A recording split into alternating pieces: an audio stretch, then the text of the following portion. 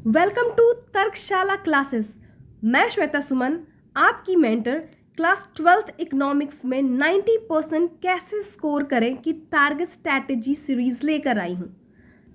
National income में बनने वाले ऑल पॉसिबल क्वेश्चन 3 और 4 मार्क्स के क्वेश्चंस मैं अब प्रैक्टिस करवाने वाली हूँ। इकोनॉमिक्स की क्लास को मस्ती की पाठशाला बनाने जा रही हूँ। कहते हैं ना, क्लास 12 इकोनॉमिक्स और प्यार में एक बात तो कॉमन है, दोनों में छोटी छोटी बातों का ध्यान रखो, वरना मार्क्स और दिल दोनों ही टूट जाते हैं। चलिए, ये तो हो गई मस्ती की बातें, पर 90% कैसे स्कोर करें, एक मोटिवेशनल लाइन के साथ शुरू करते हैं ताकि अपने अंदर जोश भर जाए 90% स्कोर करने की।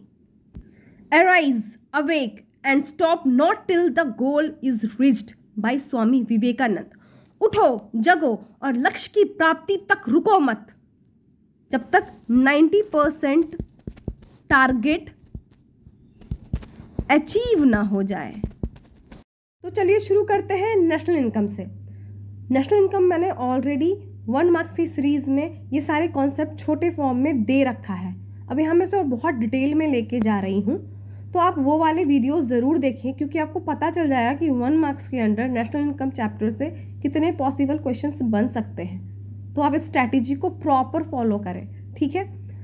नेशनल इनकम समझाने से पहले मैं एक छोटी सी रोमांटिक स्टोरी समझाने जा रही हूँ, मतलब सुनाने जा रही हूँ, क्योंकि मैंने कहा था कि ये मस्ती की पाठशाला होने वाली है और मैं इसको मस्ती मस्ती में ही इकोनॉमिक्स पढ़ा डालने वाली हूँ।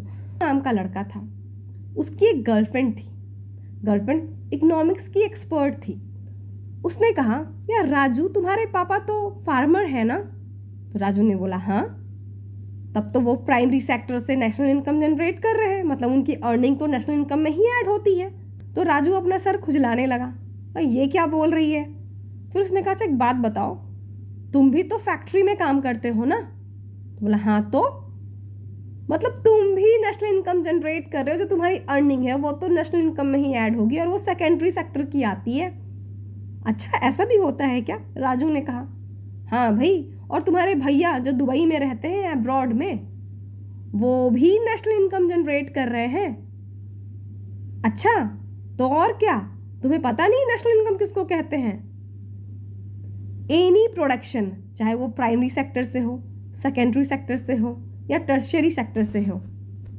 प्राइमरी सेक्टर आपका हो गया एग्रीकल्चर सेक्टर, सेकेंडरी सेक्टर हो गया मैन्युफैक्चरिंग, और टर्शियरी सेक्टर हो गया सर्विसेज, बैंकिंग या अब्रॉड से लाया गया पैसा, आप अब्रॉड में काम करता था।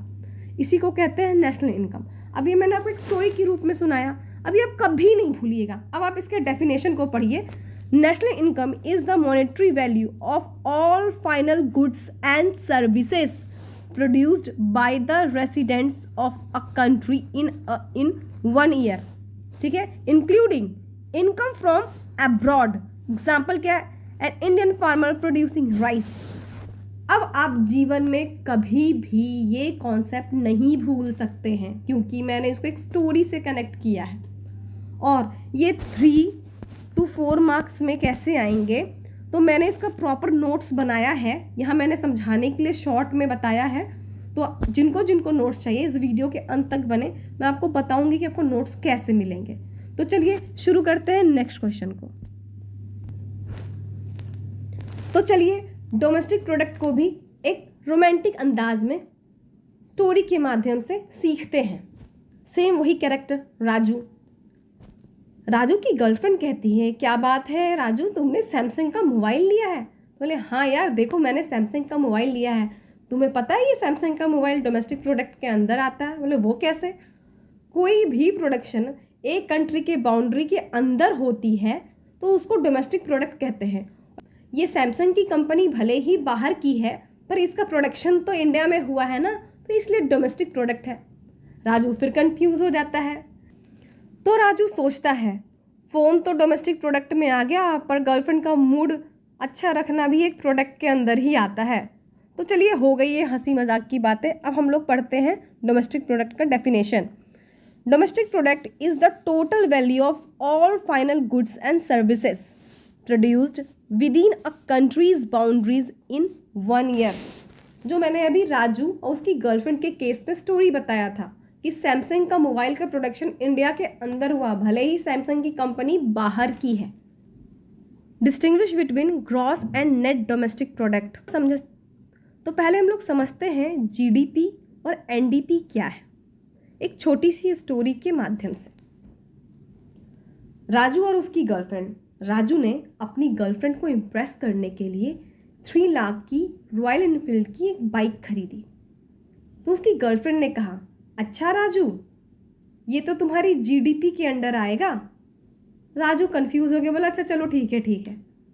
आफ्टर 1 ईयर राजू की गर्लफ्रेंड थोड़ा सा इतराई और कही, अबे तुम्हारी बाइक जो है ना 3 लाख की नहीं रह गई है, इसमें अब कुछ तो डेप्रिसिएशन लग गया होगा। फॉर एग्जाम्पल, मान लो अगर हम लोग राजू के केस में लेते हैं, अगर उस बाइक में 10% का डेप्रिसिएशन लेता है, फॉर एग्जाम्पल लेते हैं, तो हम लोग इसका 10% निकालेंगे तो कितना आएगा, टोटल 30,000 हो जाएगा। तो 30,000 का उसके ऊपर डेप्रिसिएशन लग गया, तो वो 3 लाख की बाइक अब 2,70,000 की हो गई है। ठीक है, इसी को समझाते हैं, ये हो गई तुम्हारी एनडीपी। ठीक है, ये हो जाएगी एनडीपी और ये 3 लाख जो रुपीज़ है ये तुम्हारी हो जाएगी जीडीपी। तो इसको हम समझाते हैं। अब मैं इसको पढ़ती हूँ, इसके डेफिनेशन को, अब आपको खुद ही क्लियर हो जाएगा। GDP is the total value of all final goods and services produced within a countries boundary in 1 year without deducting depreciation. बिना डिडक्शन का 3 लाख का है।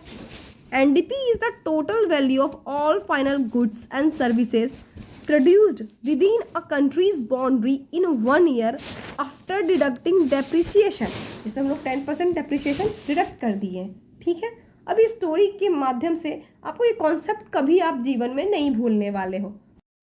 तो चलिए इस वीडियो को यही समाप्त करते हैं एक मोटिवेशनल लाइन के साथ जो मैंने लिखी है, मेहनत का हर पल तुम्हारे सपनों को पंख देगा, विश्वास रखो ये परीक्षा तुम्हारी जीत की सीढ़ी बनेगा और आपके अंदर 90% का जोश भर देगा।